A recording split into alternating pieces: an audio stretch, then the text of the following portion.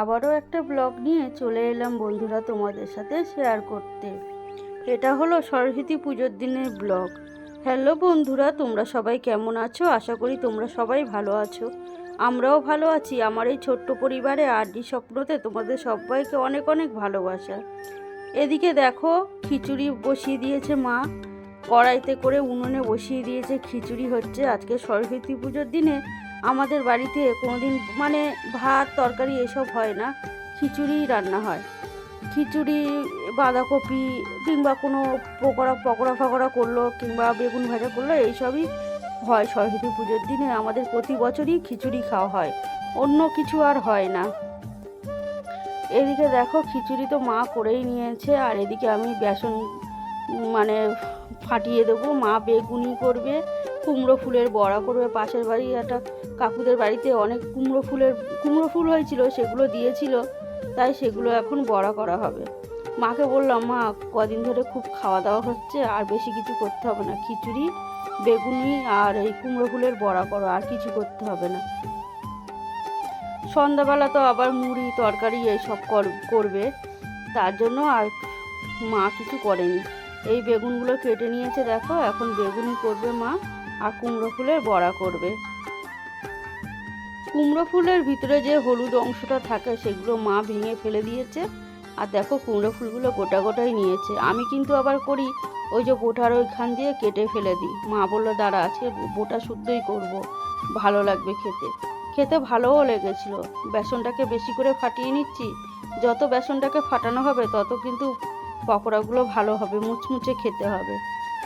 বেসনের সাথে কিছুই দেওয়া হয়নি, শুধু বেসন আর লবণ দিয়ে জল দিয়ে গোলানো হচ্ছে। এদিকে দেখো, খিচুড়ি প্রায় হয়ে এসেছে, একদম ঘন, আর ঠান্ডা হলেই তো বসেই যাবে। আর এদিকে খিচুড়ি নামিয়ে নিয়েছে মা, নিয়ে কড়াইতে বসিয়ে দিয়েছে কুমড়ো ফুলের বড়াগুলো। পকোড়াগুলো একটু ভাজতে দেরি হয়, আস্তে আস্তে জালে ভাজতে হবে, না হলে কিন্তু ভেতরেগুলো কাঁচা থাকবে। আর এদিকে দেখো, রেডি হয়ে গেছি, বিকাল হয়ে গেছে আমাদের, ঘোড়াছুট দেখতে যাব বলে রেডি হয়ে বেরিয়েছি। আমি রেডি হয়ে গেছি, এদিকে আমার ভাইয়ের বউ, ভাইপো, মা আছে পিছনে, ছেলেও আছে। প্রতি বছর সরস্বতী পুজোর দিনে আমাদের এখানে ঘোড়া দৌড় হয়, সেই ঘোড়া দৌড় দেখতে যাব। এদিকে দেখো, মাঠে সব জল দিচ্ছে, চাষ হবে, খড়ো চাষ করবে সবাই। তো কেউ কেউ রোয়া হয়ে গেছে কারোর, কেউ জমিতে জল দিচ্ছে, তারপর চাষ দিয়ে তারপরে চাষ করবে। এই পাড় দিয়ে যাচ্ছি, তাই ভাইবো বলছে আস্তে আস্তে চলো দিদি, পড়ে গেলে একদম পুরো জমির মধ্যে কাদা মেখে ভূত হয়ে যাব, আর ঘোড়া দৌড় দেখতে যেতে পারবো না। তাই এখন চললাম ঘোড়া দৌড় দেখতে। তোমরা দেখতে থাকো ঘোড়া দৌড় কেমন হয়।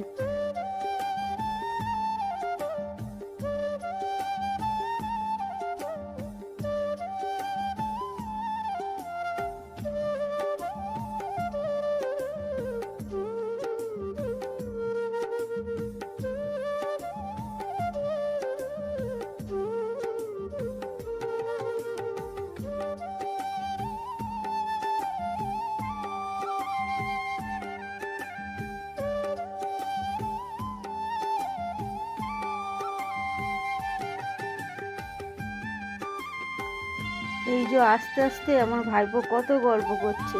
ওই দেখো, দেরি হয়ে গেছে আমাদের আসতে, ওই যে দূরে ঘোড়া দৌড়ে চলে যাচ্ছে। দেখো কত সুন্দর, অনেকগুলো ঘোড়া ছিল, দৌড়ে চলে গেল, আমাদের আর কাছ থেকে দেখা হলো না। বেড়াতে বেড়াতে দেরি হয়ে গেছে। আমার ভাইপোর শখ জানো না তো, এইটুকু মানুষ, ও এখন থেকে কোন ড্রেসটা পরবে ও চুজ করবে, ও চুজ করে দেবে, তারপর ওর মা পরাবে, না হলে কার উপায় আছে? ওর মায়ের পছন্দ মতো কোনো ড্রেস পরবেই না, ও নিজে থেকে চয়েস করবে, তারপরে সেই ড্রেসটা ওর মা পরাবে, না হলে পরবে না, কান্না শুরু করে দেবে। এদিকে এসে একটা জায়গায় বসে পড়েছি, কাছাকাছি যাইনি, যদি ঘোড়া দৌড়ে এসে গায়ের উপর ওঠে ব্যাস শেষ ওখানে। তাই এই জায়গাটায় আমি, ভাইপো, মা আর ছেলে বসে আছি, আর ভাইয়ের বউ ওইখানে ওর বান্ধবীদের সাথে একটু গল্প করছে, করুক একটু গল্প। আমরা এইদিকে তখন বসে বসে একটু ঘোড়া দৌড় দেখি। ওই যে আর একবার ঘোড়া দৌড়ে যাচ্ছে, দেখো 3বার দৌড় হয়, দেখো ওই যে দূরে যাচ্ছে, ওই যে ঘোড়া দৌড়ে যাচ্ছে। অন্ধকার হয়ে এসছে। দেখো এখন কেউ বলবে যে বিকাল, দেখো কুয়াশাতে ভরে গেছে, এত কুয়াশা পড়েছে সরস্বতী পুজোর দিনে। সরস্বতী পুজোর দিনে বলাটা ভুল, কয়দিন ধরে কুয়াশাই পড়ছিল খুব। তাই দেখো যেন মনে হচ্ছে অন্ধকার হয়ে এসেছে, দেখা যাচ্ছে না দূরে ঘোড়াগুলোকে, অন্ধকার অন্ধকার লাগছে। এদিকেও দেখো যেখানে বসে আছি এখানেও রোয়া হয়েছিল। তারপরে সন্ধ্যাবেলা চলে এসেছি, এখানে একটা ছোট্টখাট্টো মতো মেলা হয়, দোকান বসে সরস্বতী পুজোর দিনে। সেইখানে একটা ছোট সরস্বতী ঠাকুর উঠেছিল, দেখে ভাইপোকে নিয়ে একটু এটা ওটা কিনে ফুচকা খেয়ে চলে আসলাম। তো আজকের ভিডিওটা এই পর্যন্ত থাক, সবাইকে টাটা।